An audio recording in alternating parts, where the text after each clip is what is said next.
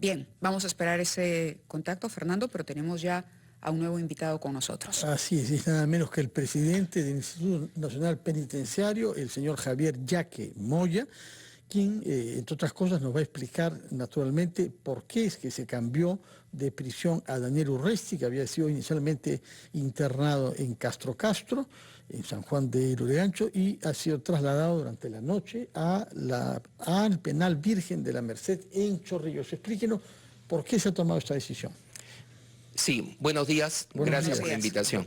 Hizo una petición, el condenado Urresti, que fue evaluada por los funcionarios competentes del INPE. Esta petición fue por medidas de seguridad y consideraron que era viable. Es por eso que ha sido trasladado el día de ayer. El régimen, si no, es el mismo. Es el mismo, régimen ordinario. El régimen ordinario tiene 3 niveles, máxima, mediana y mínima. Urresti fue clasificado en mínima, régimen ordinario. Pasa al otro penal con el mismo régimen. ¿Qué significa en términos, digamos, de condiciones este régimen que usted nos acaba de mencionar? Que tiene derecho a las visitas los fines de semana, tanto varones como mujeres, un día para varones los domingos y los sábados visitas de mujeres. El régimen ordinario permite desencierro durante el día, tienen derecho a salir a los patios desde las 6 o 7 de la mañana hasta las 6 de la tarde que inicia el preencierro. Y a las 9 de la noche ya están encerrados en sus celdas. Si es que ha sido cambiado de prisión a pedido del abogado, por ser general retirado del ejército, ¿por qué no se le puso ahí desde el primer momento? Porque el penal Virgen de la Merced no es un penal donde los privados de libertad puedan ser clasificados. Para que me entiendan, de todo el sistema, en Lima tenemos varios penales.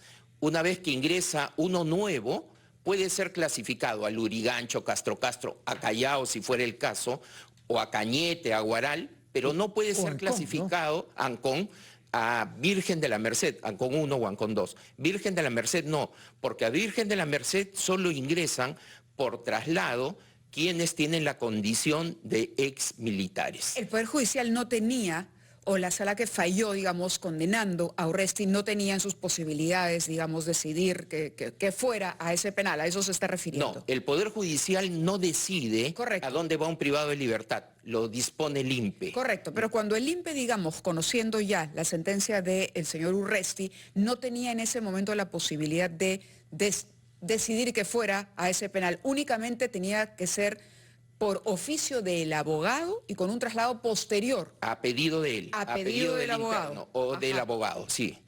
¿Cuántas personas están detenidas en Virgen de la Merced? 28. Con Urresti son 29.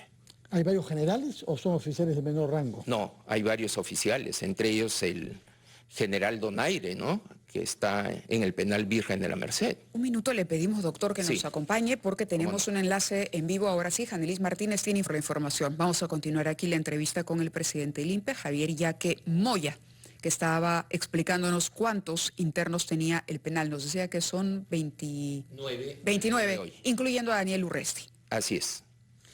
Ahora, yendo más allá del solo caso Urresti, usted ha mencionado que el penal Castro Castro, donde se fue puesto inicialmente Daniel Urresti, está sobrecargado, desbordado. Creo que 3 veces más el número de internos para que fue previsto. ¿Por qué no se han construido nuevas cárceles en el Perú si hay una necesidad tan patente? Porque lamentablemente ha sido dejada de lado la construcción hace varios años y bajo la hipótesis de que algunas medidas podían deshacinar los penales. Esas hipótesis, la realidad ha demostrado que son totalmente equivocadas. ¿Cuáles eran esas hipótesis? Precisamente que podían haber medidas alternativas a la prisión, que podrían haber menos pena cuando la tendencia es todo lo contrario. Entonces muchos académicos sostienen que menos cemento, menos fierro para las cárceles, lo cual es un grave error. Hace años escuchamos esas hipótesis y reitero, la realidad ha demostrado que están erradas y por eso El último penal que se construyó es el de Cajamarca, el año 2015. Este año vamos a cumplir 8 años sin haber construido un nuevo penal cuando el crecimiento de la población es exponencial. Es un crecimiento siempre hacia arriba, salvo en la pandemia que bajó porque hubo leyes que deshacinaron y porque el sistema se cerró para evitar nuevos contagios. Es decir, no ingresó un nuevo interno y luego la prisión preventiva ha sido usada con menos intensidad por el Poder Judicial. En estos momentos no tenemos los niveles de prisión preventiva prepandemia, han bajado. El alcalde de Lima, el señor Rafael López Aliaga, en medio, por supuesto, de la polémica generada, ha deslizado ser simpatizante del régimen del presidente de El Salvador, el señor Bukele, ¿no? Pero por lo que usted nos describe, esto sería completamente inaplicable. No hay la capacidad en el Perú para detener de la manera como se ha detenido en El Salvador a tantísimos delincuentes. Creo que Bukele, o sospechosos de delito, como fuera, a aplicar este régimen de detenciones, digamos, masivas. Es inviable en nuestro país. Nosotros respetamos la ley. Nosotros creemos que el orden en penales y en la ciudadanía frente a la delincuencia es con la ley en la mano. En El Salvador, Bukele es la ley. Cree que puede imponer la ley y el orden, pero la ley es él. Recuerden que la ha cerrado el Tribunal Constitucional, la Corte Suprema, Así es, por el eso Congreso. le decía de la polémica de las declaraciones del alcalde. Yo no creo, como dicen, que él esté cobrando la alimentación a los privados de libertad, porque ¿qué pasa si no la pagan? Estarían muriendo de hambre en caso contrario. Tengo mis reservas a lo que se viene haciendo publicidad respecto a lo que ha implementado en El Salvador. Es indudable que si alguien detiene a 50.000 personas sin mandato judicial, puede tener ciertos resultados. Eso es inviable en una sociedad democrática.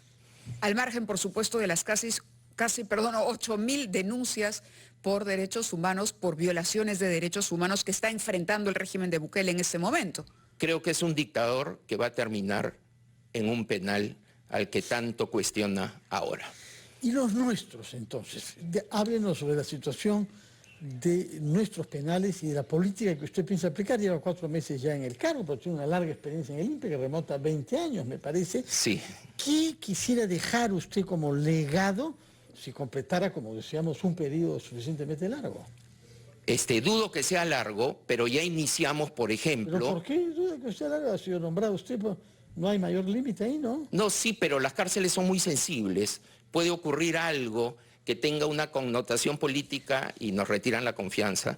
Ya nos ha pasado, pero hacemos todo el esfuerzo para dejar algunas huellas. Por ejemplo, ya hemos lanzado 0 analfabetismo en cárceles. A diferencia de la calle, que lamentablemente todavía tenemos analfabetos, en el sistema penitenciario detectamos este año, antes de iniciar las clases escolares, porque deben saber ustedes que de 90.000 privados de libertad, 15.000 estudian.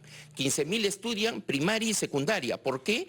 Porque de cada 10 privados de libertad, 6 no han acabado secundaria. Por lo tanto, el sistema tiene que ser una respuesta a ese factor de riesgo de cárceles y por eso existe el estudio primario y secundario en los penales. 15.000 estudian, pero detectamos que 540 eran analfabetos y que no estaban insertados al sistema. Por lo tanto, en el mes de enero dispusimos que nuestros funcionarios responsables de educación detecten a los 540, los inscriban y en coordinación con el Ministerio de Educación hemos dispuesto que inicien el programa de analfabetismo. Este programa que ya se implementó en cárceles implica que en el futuro, si ingresa un analfabeto al sistema, va a salir leyendo y escribiendo. No más analfabetos en cárceles. Doctor, esa es una política. Son buenas noticias que nos trae, tomamos nota de cifras muy frías y duras. 60% de los presos no han terminado secundaria y sí. Entre ellos 540 son analfabetos. Sí. Pero está tomando medidas para resolver estas dos carencias. No más analfabetos en penales, se lo garantizo. Le agradezco. Le tomamos la palabra y lo invitaremos para ver y vendrá usted a decirnos cuando hayan avances en esas cifras pavorosas, Mavila, ¿no? Así es, 9:17, nuevamente una pausa y volvemos.